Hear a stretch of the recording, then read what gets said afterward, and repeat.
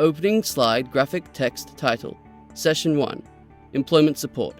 Its Purpose and Evolution. Part 4. Employment and the Impact of Physical and Social Distancing with Milton Tyree. Logos, Belonging Matters and TalksThatMatter.net. This thing of physical and social distancing is one of the wounds. It happens through congregation and segregation, like at the Disability Enterprise or Sheltered Workshop. This kind of idea of things are good for us and other things are good for them. The idea that people with disabilities would be happier together or belong together. Brittany Curry is a graphic artist from Georgia, and she also is a student of SRV theory. And when COVID hit, we came up with this idea of social distancing that we'd use in SRV forever. The people are socially distanced, and we talked about it in terms of congregation and segregation. But a lot of us tried using physically distanced, but it never really caught on. So social distancing became the new terminology. And Brittany drew this little cartoon to say, listen, we're having a hard time dealing with this staying 6 feet behind the person in front of you at the Woolworth checkout, right? What about people for whom this has been their life? Have been distanced from other people. So she shows the COVID social distancing and the SRV social distancing at the bottom. Because congregation and segregation, as practiced in sheltered workshops and day programs, human service programs, significantly impact people's image, right? Because people are seen as one of them, one of those people, you see? It significantly impacts people's competency. One of the themes of SRV theory is imitation and modeling. One of the primary ways that we learn, the things we learn, is by watching other people. One of the most important things in work is to be surrounded with people that are really good at the work that we're learning. And you have people in a disability enterprise, everybody around you is striving for competence just like you are. So you see, it affects not just your image, but also your competency. So here's the problem. It goes beyond disability enterprises. That's the problem. So this is one example. I'm going to tell you why I care. Because it's not just one Walgreens distribution center in Anderson, South Carolina, that's affected by this. So this is a distribution center for Walgreens that's attracted a lot of attention, and it has some really good facets. Randy Lewis is high up the ladder at Walgreens. He lives in Chicago, a long way from here, but he has a son who's autistic, who's unemployed, and he said, this isn't right. And we're going to build this new distribution center, and we're going to hire a lot of people with disabilities. And they've done a lot of really super stuff. I visited there for 2.5 days. So first of all, you can kind of see the building here. That's just a picture I took off the internet, but it looked like a corporate office. I've been in lots of distribution centers, but I mean where the work was taking place. It was really attractive. It was climate controlled. People standing all day had rubber mats to stand on. All of the work was done. People had touch screens. It was universal design throughout. And so people, if they read words, could use the touch screens. People who didn't read words could use the touch screens to do the work. There was some fabulous stuff there. Their whole corporate culture around wanting people to work there was very impressive. They had job coaches there, but they paid a lot of attention to them blending in. As a matter of fact, the only way I could tell the difference between a job coach and another supervisor was they told me how to tell the difference. Just a minor kind of difference on the name tag. But they paid attention to that, like people being employees of the distribution center. But, I've got a but here, right? And the but was this. They have a special training room for people with intellectual disability to go in to learn how to work on the floor. And in the special training room, people don't do all of the possible tasks at Walgreens, but they do some pulling order tasks that involve, and so in the special training room, there is a simulated conveyor belt, relatively short.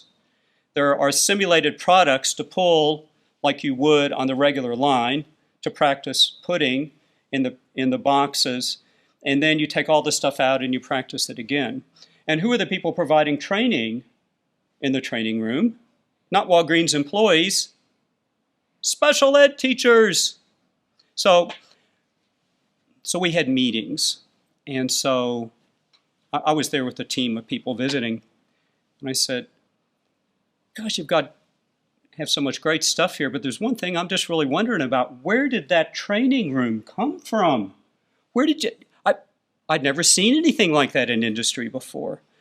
And they said, well, before we set up shop, of course, we came into Anderson, which is a relatively rural area in South Carolina, near the Georgia border. And we met with human service people.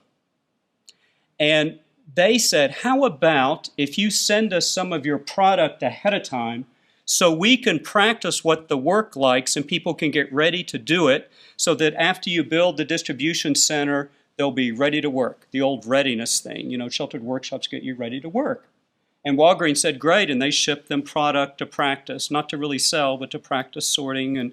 And then when they were building the thing, Walgreens people said, well, if this is such a good idea, we should have the same thing here. Let's build a special training room. And they did. Wow. You see? Congregation and segregation. The same things are going to get in people's way as in a sheltered workshop. They're going to be surrounded by people who are striving for competence. They're not going to have the best instruction, and they may not make it. There are a lot of additional considerations around job fit that we'll talk about, particularly in the next section. But here's what worries me about it. Who was I on that tour with? Representatives of Best Buy. Do you all have Best Buy here? Okay. Best Buy, there's a big, huge Best Buy Geek Squad distribution center just south of Louisville.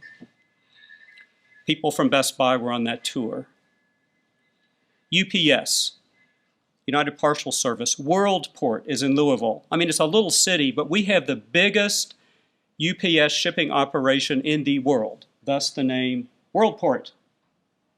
And so I've gone on a tour of visitors of Worldport, and one of the things they show people is their special training room. And on the tour I went on, the UPS person proudly said on the bus, and we're going to be doing these all over the world now. You see how it happens? And it's one of the wounds. Congregation and segregation. And it's being corporately perpetuated. Is that scary or what? So be on the lookout, for distribution centers in Melbourne.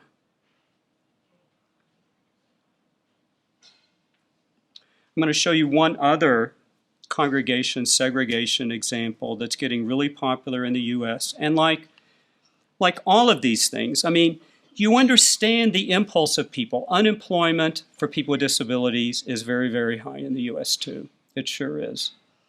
And parents get tired of waiting. Churches get tired of waiting. They think, this isn't right. People with disabilities need jobs. So one of the things that has happened is this just explosion of special coffee shops.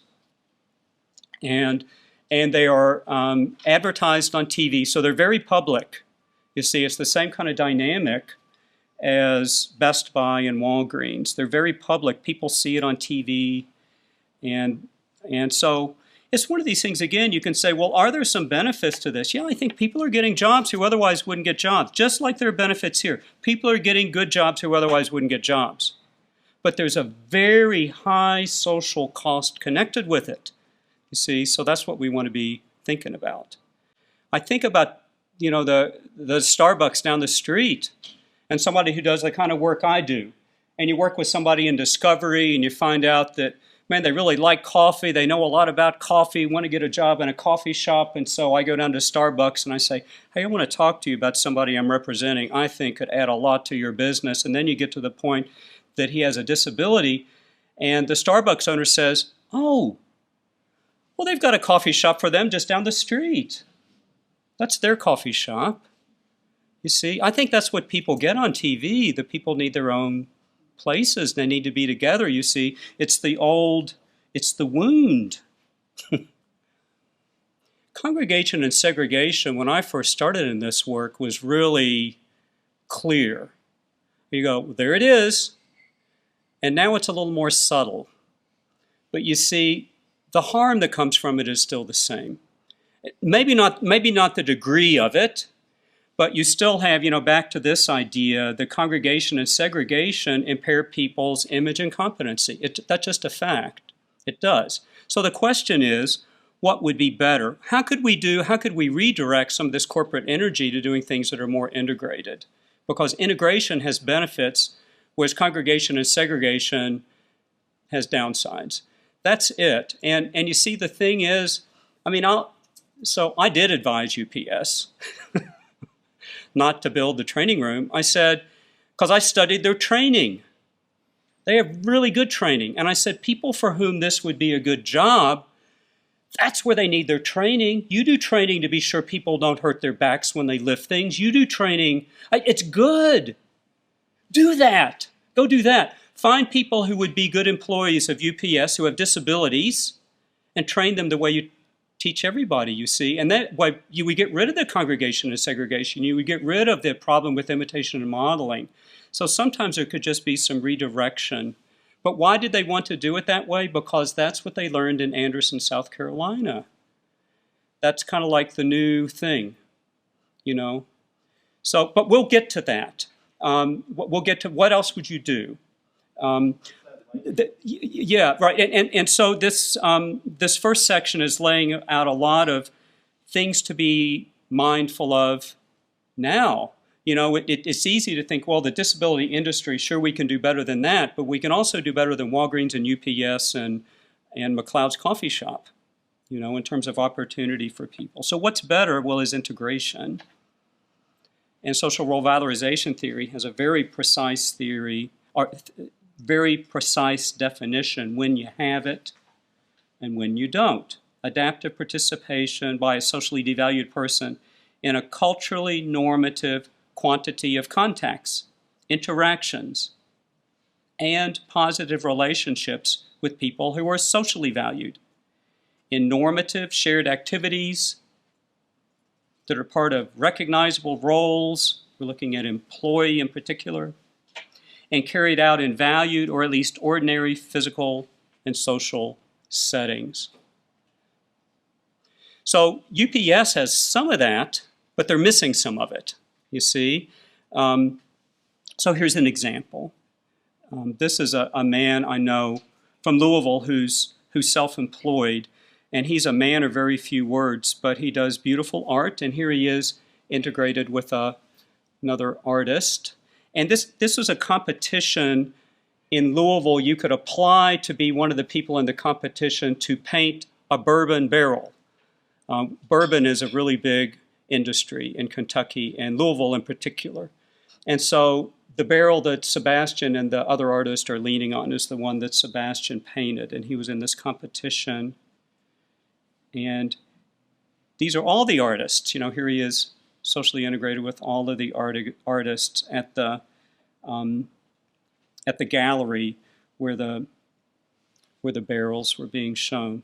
He didn't win, but he was one of the players. He was one of the competitors.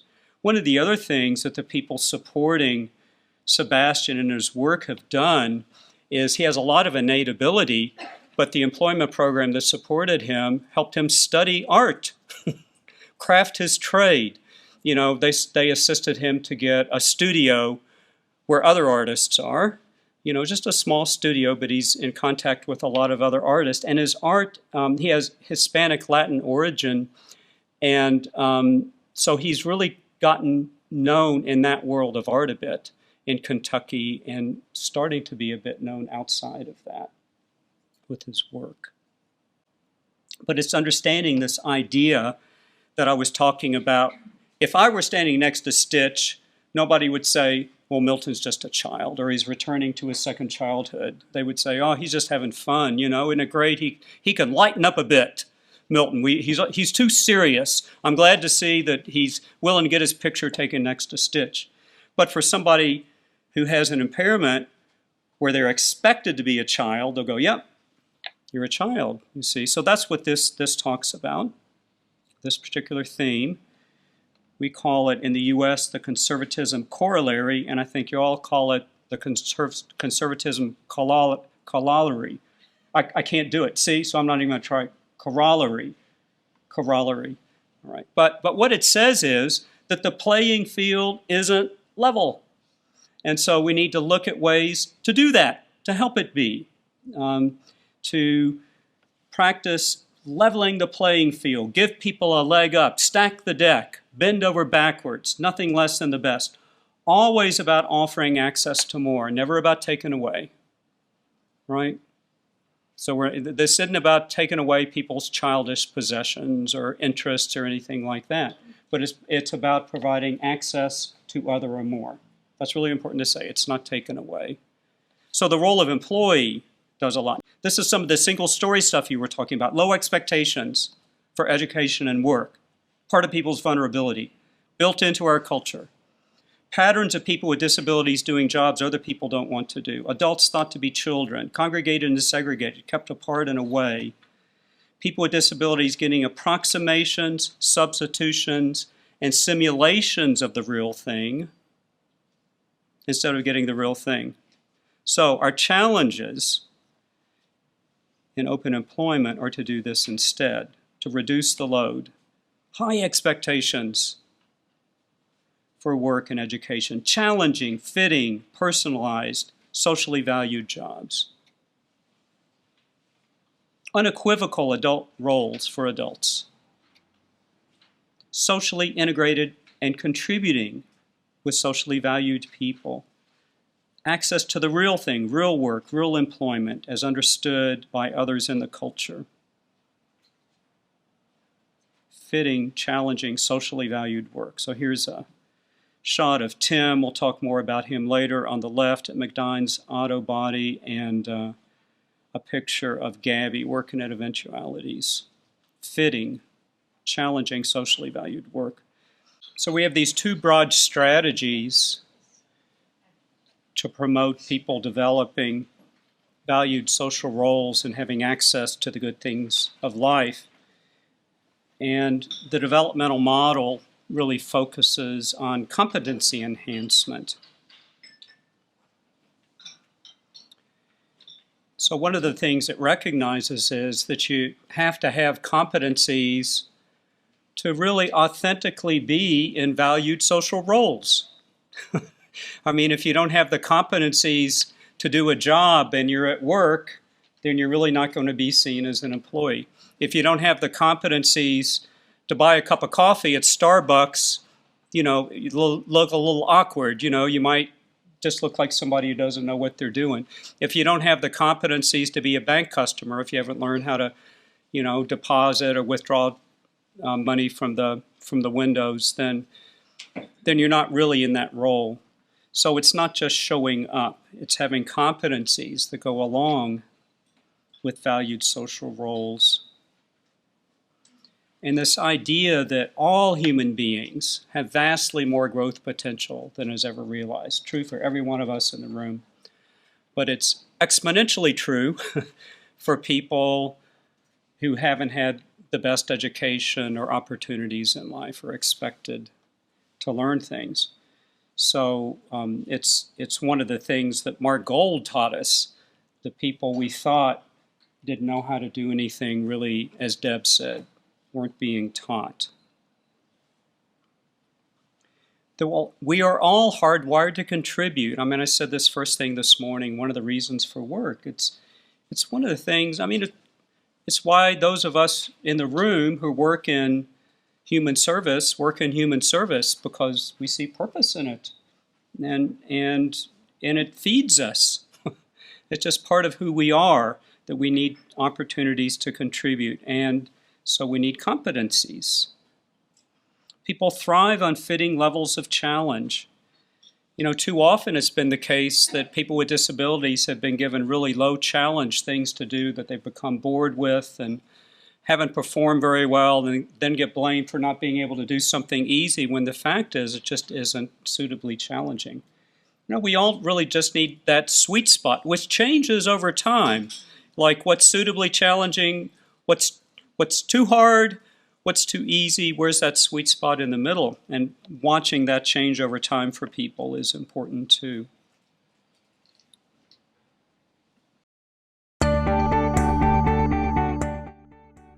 Graphic Text, Watch Next, Session 2, Part 1, Essential Elements of Customized Employment.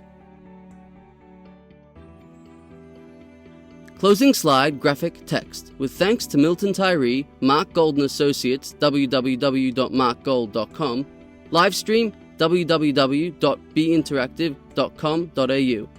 This video was made possible with the support of an Information and Capacity Building grant through the Department of Social Services. Produced by Belonging Matters. Belonging Matters makes every effort to provide accurate and up-to-date material. However, information is subject to change and our materials for reference only. This video was filmed on the land of the Wurundjeri Woi-wurrung people of the Kulin Nation. Logos Belonging Matters and TalksThatMatter.net.